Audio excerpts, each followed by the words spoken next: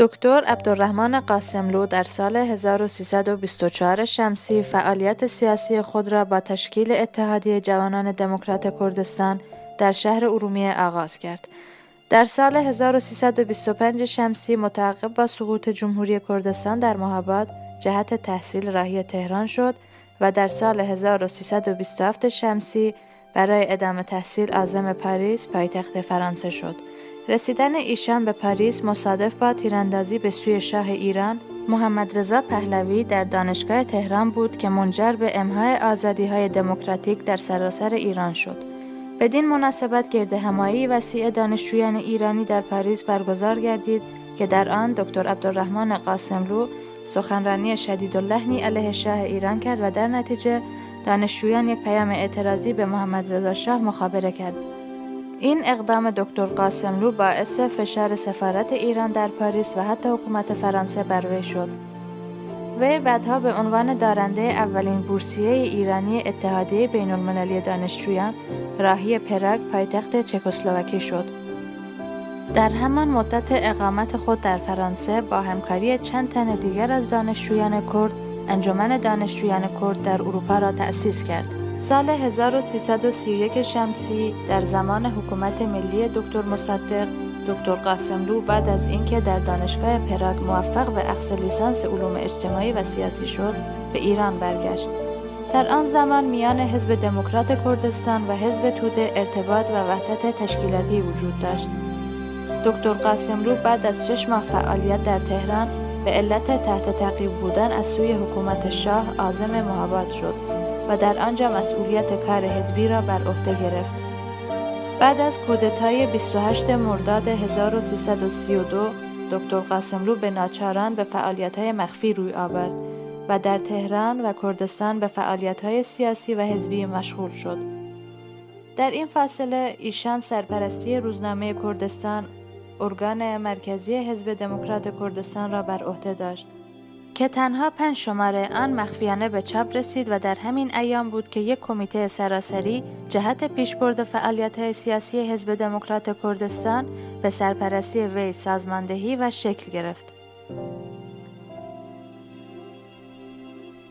در سال 1337 پس از پیروزی انقلاب عراق به همراه چند تن از همراهانش اقدام به احیاء تشکیلات و سازمان‌ها در داخل کشور نمود. دکتر قاسملو سال 1341 در دانشگاه پراگ موفق به اخذ مدرک دکترا در رشته علوم اقتصادی شد و تا سال 1349 در دانشگاه پراگ درس اقتصاد سرمایه‌داری، اقتصاد سوسیالیستی و تئوری رشد اقتصاد را تدریس می‌نمود. در همین ایام دکتر قاسملو به نوشتن و تحریر چند کتاب و جزوه در ارتباط با مسائل علمی و سیاسی و اقتصادی پرداخت که معروفترین آنها کتاب کردستان و کرد می باشد. این کتاب که در اصل به زبان چکی نوشته شده است تاکنون به چندین زبان مختلف از جمله زبانهای انگلیسی، اسلواکی، لهستانی، عربی، کردی، فارسی و بخش‌های آن نیز به زبان فرانسه ترجمه و به چاپ رسیده است. لازم به ذکر است که دکتر قاسملو به زبانهای کردی، ترکی، فارسی، عربی، فرانسوی، انگلیسی، چکی و روسی آشنایی و تسلط کامل داشت و همچنین به برخی از زبانهای دیگر مانند آلمانی و زبانهای اسلاو آشنایی نسبی داشت. سال 1349 بعد از صدور بیانیه 11 مارس 1971 و توافق میان رهبری بخش کردستان عراق با دولت وقت عراق، امکان فعالیت سیاسی در کردستان ایران بیشتر فراهم شد. در این میان دکتر قاسملو از اروپا برگشته و به همراه چند تن از اعضای حزبی سرپرستی سازمان‌های حزب دموکرات کردستان ایران را به عهده گرفت. در کنفرانس سوم حزب که 3 خرداد 1350 شمسی برگزار شد، دکتر قاسملو به عنوان کمیته مرکزی حزب دموکرات کردستان ایران برگزیده شد و در همین کنگره بود که دکتر قاسملو رسما به عنوان دبیر کل حزب دموکرات کردستان ایران برگزیده شد.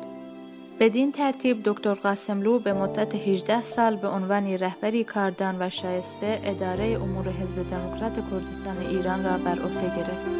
چنانچه طی یک توطئه از پیش طرح شده در تاریخ 22 تیر ماه سال 1368 در حالی که دکتر عبدالرحمن قاسملو برای دستیابی به راه حل مسالمت آمیز مسئله کرد در کردستان ایران به همراه چند تن از نمایندگان جمهوری اسلامی در وین پایتخت اتریش بر سر میز مذاکره و گفتگو نشسته بود، همراه با زنده یاد عبدالله قادری آذر، عضو کمیته مرکزی حزب دموکرات و دکتر فاضل رسول، کرد عراقی و استاد دانشگاه در وین توسط دیپلمات تروریست‌های جمهوری اسلامی ایران به شهادت رسیدند.